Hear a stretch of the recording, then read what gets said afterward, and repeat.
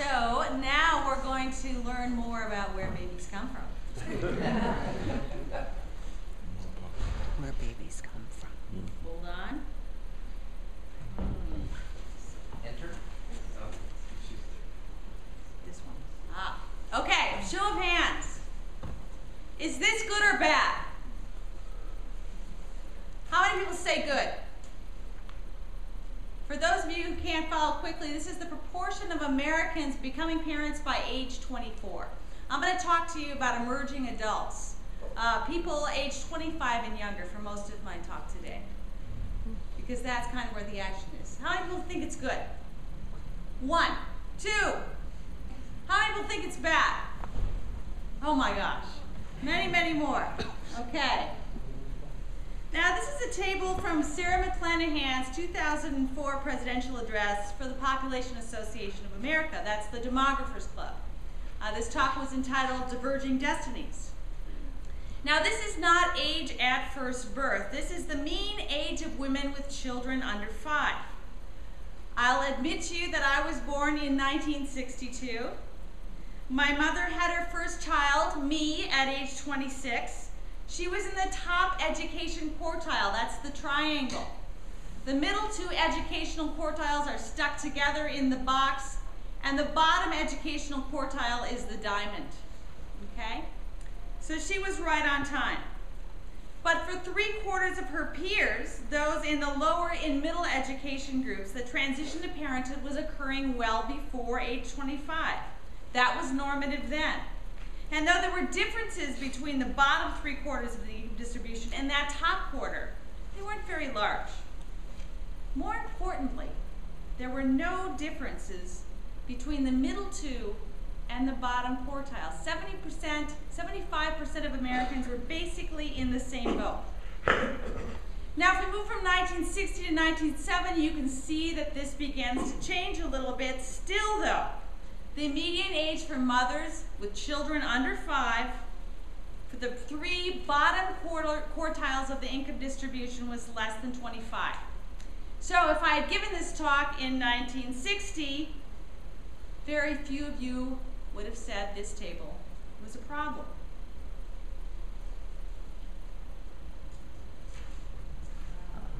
Aha! But over time, a dramatic gap has grown by education, and that is why most of us voted for the bad option, right? And I hope to confirm that the very high rate of childbearing before the age of 25 now is kind of a bad idea in the rest of the talk. So just focusing on what's happened more recently, by 1990, the top and the middle had pulled away from the bottom. Highly educated moms were parenting their young kids in their mid-30s. I had my first child at 30. I'm in the top quarter of the educational distribution, so I was right on time. In fact, it was a little bit early. Those in the middle quartiles were parenting children in their late 20s. Only those in the bottom quartile now were regularly parenting children in their early 20s. So what's the bottom line? Early parenting before age 25 has become increasingly selective of the most educationally disadvantaged. This is one of my respondents in Philadelphia. I do numbers, but mostly I go out and talk to people behind the numbers, and this is a scene from South Philadelphia, where early childbearing is fairly common among a group of very low income and working class whites. The data from Sarah McClanahan's paper that we've been looking at are a little old, and we want to focus here more on the characteristics of young people, those who parent before age 25. Because it is among these people that the two phenomena I'm most interested in, instability and complexity, are most likely to be found. Okay? So I'm going to present to you now the latest data drawn from various sources, plus I'm going to throw in some qualitative evidence. So we put a little bit of meat on the bones.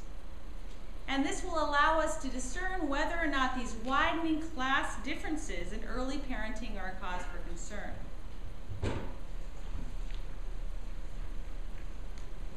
Okay, these data show strong racial and ethnic differences in the probability of becoming a parent by age 24. As you can see, for men, There's a very large difference. Okay, non-Hispanic whites at 24.7%. The other groups at about 42%. But among women, the gap is even larger, almost a 25 percentage point difference in the proportion becoming parents by age 24.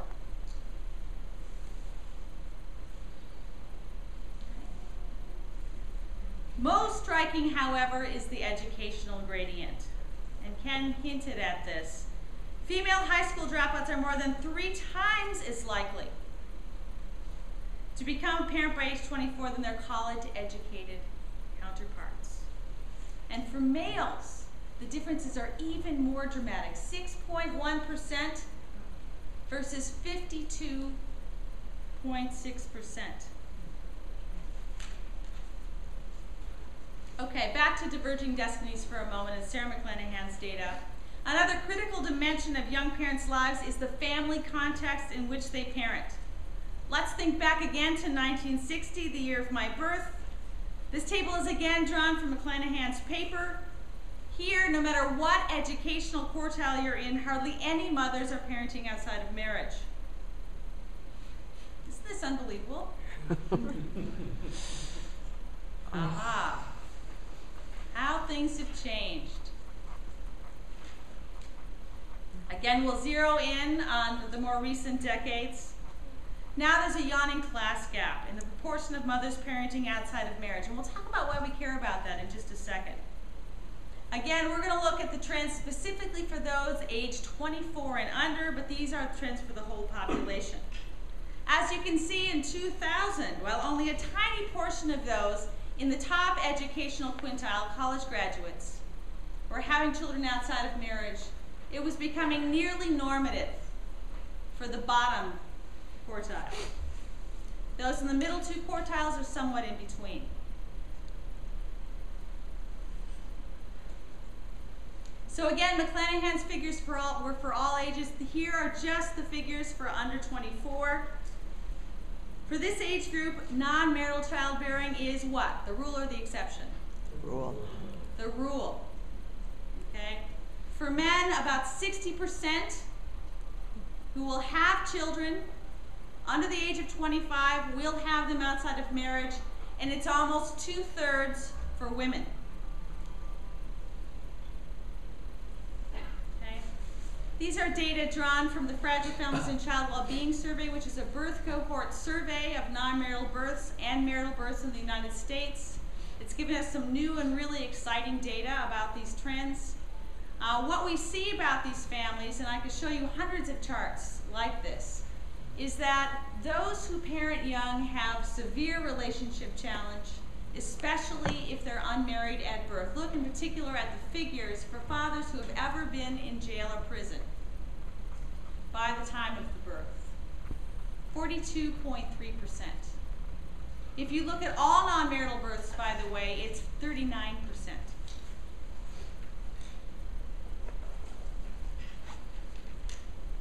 But marital status is a marker.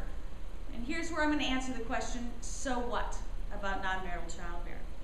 It's a marker of a deeper set of underlying processes in couple relationships leading to pregnancy and birth. Processes that may be far more significant than the simple lack of a marriage certificate. Here's our first clue about what might be going on. These figures are drawn from the Fragile Families Survey. They show how long the couple knew each other before they conceived the first child that they carried to term. So this does not include terminations. The question isn't perfect because if you asked me how long I knew my husband before we had our first child, I would give you a longer period than the period of time we were dating. Okay, we don't use the word. Many people don't use the word dating anymore. In the communities I studied, they just say they were together or they were kicking it. Right? Or they were talking to each other. But that period of courtship is shorter than the period in which you've known each other. Nonetheless, for those who parented young and outside of a marital tie, okay, people are becoming parents together in relationships of very short duration. Subtract about 2 to 3 months from that figure. And that's what you get from a variety of qualitative studies that ask this question in depth. conducted 3 studies of this kind, and I found that the average time between first date and first conception leading to a live birth is about 6 to 7 months.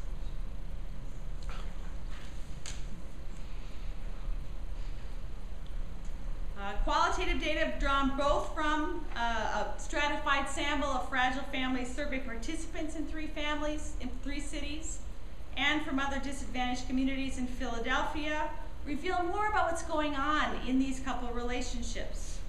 Typically, as I said, the young people know each other a very short time, okay, before conception. In fact, few say they're in serious or real relationships prior to conceiving a child together, and you get this from both mothers and from fathers. Yet, these are not casual one-night stands either. They're somewhat in between. Very few pregnancies are actively planned. This is by both mothers and fathers' response. If you ask men, what were you thinking when you got pregnant after only knowing her for 6 months? The most typical response is, I just wasn't thinking. If you ask women, what was going on during that time in which you became pregnant? She'll say, well, it wasn't exactly planned, but it wasn't exactly an accident either. So many of these responses are in between. It wasn't either purely accidental or purely planned. And this reveals how much ambivalence there is in this population about childbearing. Children are strongly desired, but couples know the timing isn't quite right. Yet they wonder, will the timing ever be right? Especially in an economy that doesn't seem to reward hard work among those who don't have a college degree. In short, very few young people in disadvantaged populations have adequate motivation to avoid what they see as a rewarding life experience, a natural part of early adulthood, that is pregnancy. Once pregnancy is a fact and the couple decides to take it to a term, that decision is generally ceded to the woman. A fascinating process begins as the young couple tries to get it together for the baby. Now remember, this is a couple that doesn't know each other well. They weren't even in a real relationship, although they weren't exactly in a one-night stand. But nonetheless, as the impending birth moves on through those 9 months, they try to get this relationship together for the baby. And this often occurs in dramatic fits and starts, lots of drama. Yet, once that child arrives in the hospital, most couples, about 80% of unmarried couples, do succeed in having constructed some sort of a relationship. And they'll tell survey researchers that. This is some evidence of how often parents rally together and are optimistic at the time of the birth of the baby that they'll stay together as a couple. Because of course, if they all stayed together, we wouldn't really be worried about whether the kids were born inside or outside of marriage. And you can see tremendous optimism. This is mothers' predictions. If you ask fathers, they're more, not less optimistic about these probabilities. Okay, although there's some funny things about the data. Fathers are less likely to respond to the survey. When you ask mothers in the hospital right after this baby is born whether the predicted likelihood of marriage is certain, over half say, yes, I am certain I'm going to marry the father of this child. Okay? And another 30% say it's at least 50-50. If you add these together, you have over 80% of couples saying, yes, we are probably going to get married, we're certainly together, we're here for this child, and about 48% of young adults and 50% of older adults are living together at the time. So this slide is in review. Most non-marital children are in fact born into two-parent families, okay? But non-marital parental relationships are notoriously unstable in the United States. Earlier I said I was interested in two phenomena, instability and complexity. This is the instability part. Americans, for whatever reason, simply don't know how to stay together outside of a marriage, at least most of us. And this is equally true when we choose to transition into parenthood young. But there are a lot of people right? Still in these family-like relationships by the time the babies are born. And stable single parenthood, I'll show you more about this in a minute, is actually incredibly rare. So what happens by the time the baby turns 5?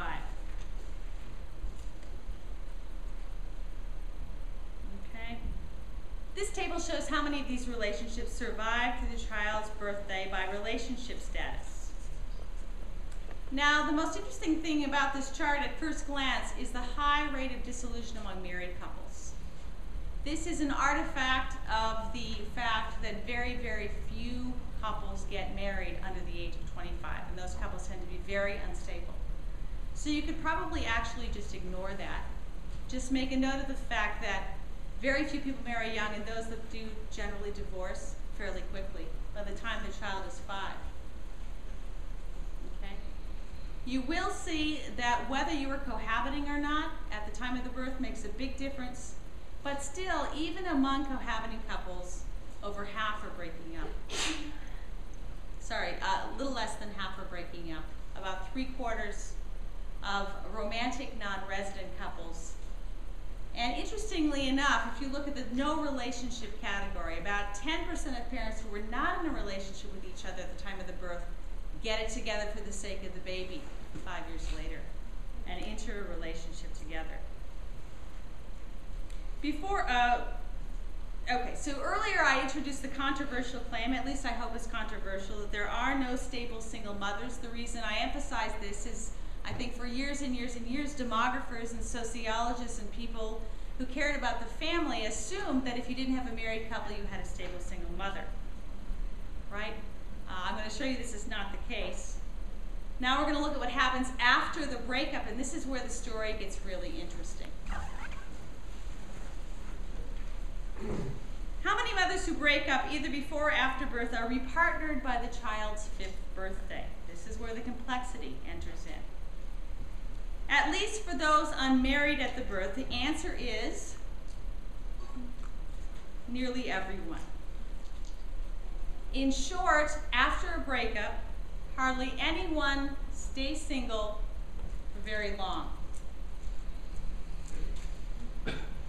Here we show the number of partnerships in this brief time span. Okay? Especially for the romantic non-resident and those in no relationship, there are a lot of partners between the birth and the child's 5th birthday, at least for some subset of the population. We're going to show you how big that subset is in a middle. Is this good for children? Probably not. Mavis Hetherington, a pioneering psychologist, showed that kids are resilient. Many of you are children who had divorced parents. Some of you are divorced and raising children. Some of you are single parents. Kids do recover. But for some subset of these children, the repeated transitions are happening too rapidly to allow that recovery process to occur. And early data from the Fragile Family Study and other data sets are showing that this can have a huge impact on children, especially boys. It affects what psychologists call externalizing behavior. Does anyone know what that is? Aggression. Fighting, behavioral problems, the kind of things that can get you into serious trouble as you move into adolescence.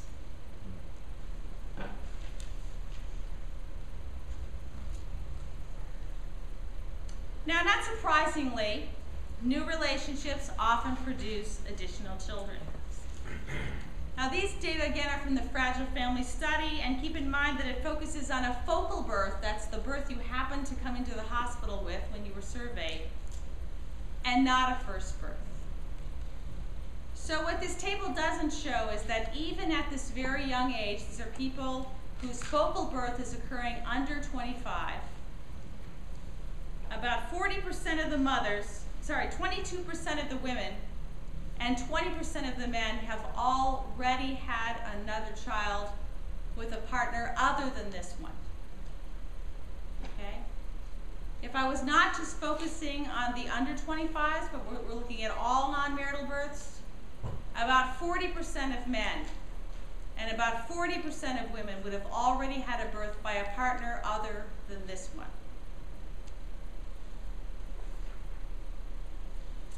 Okay, and of course this is just the child's 5th birthday, so as time goes on, children will accumulate more half-sibs by mothers and fathers' new partners.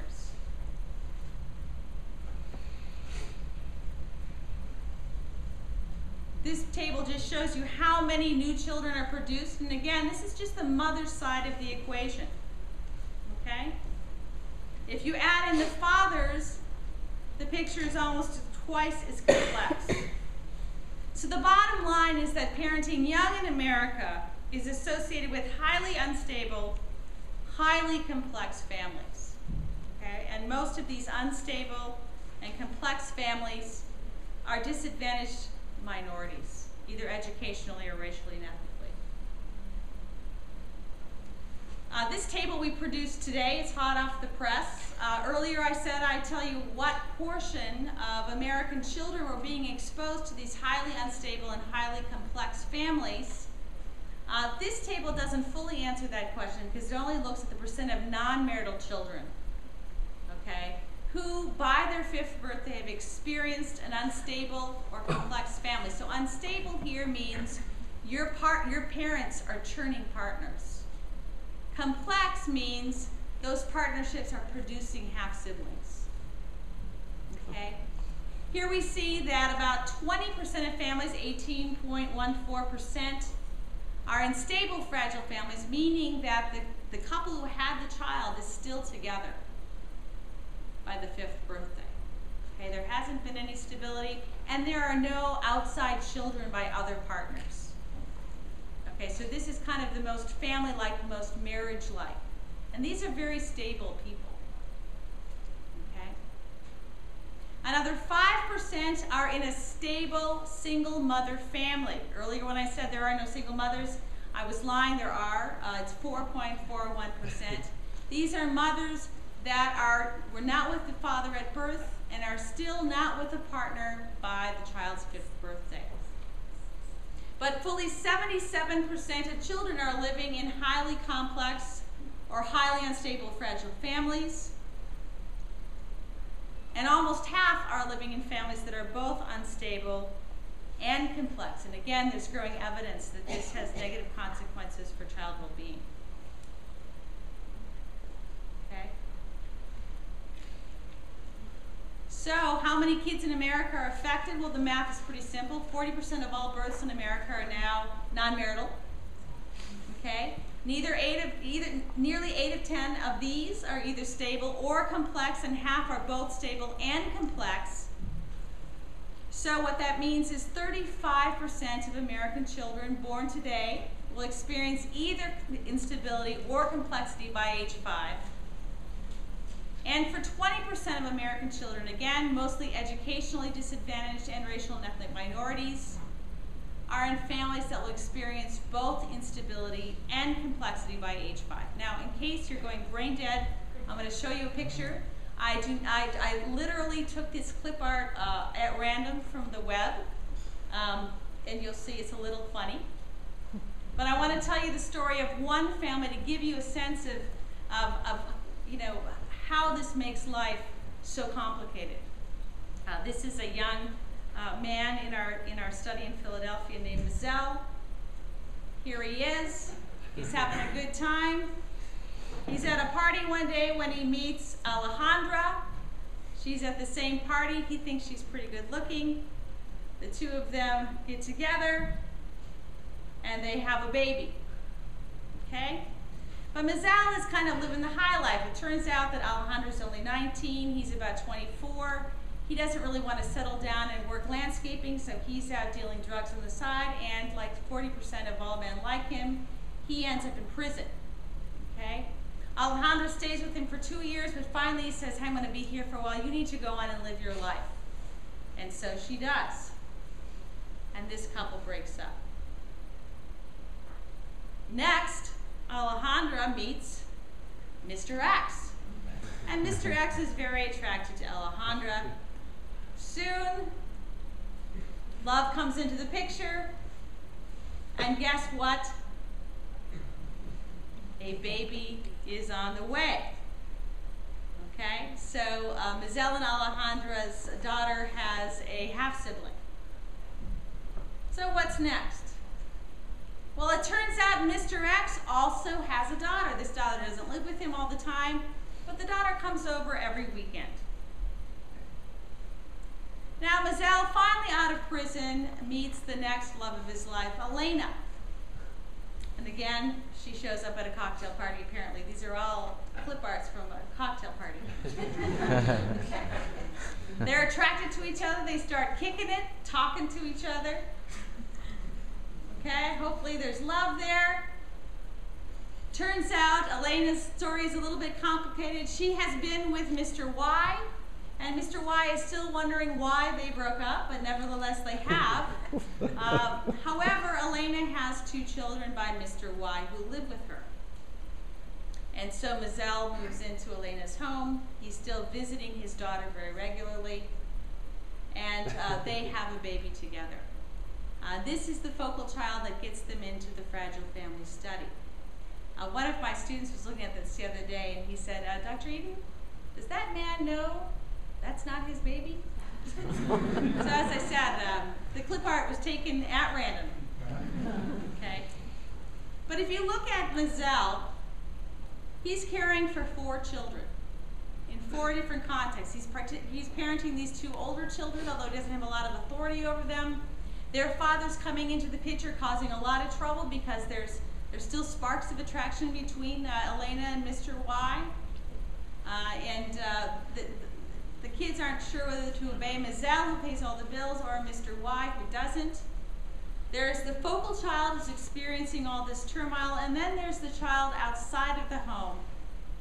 And Mizelle, of course, is visiting Alejandra to see this child, and that causes jealousy with Elena, and so on. So this is just a portrait of what these complex families look like.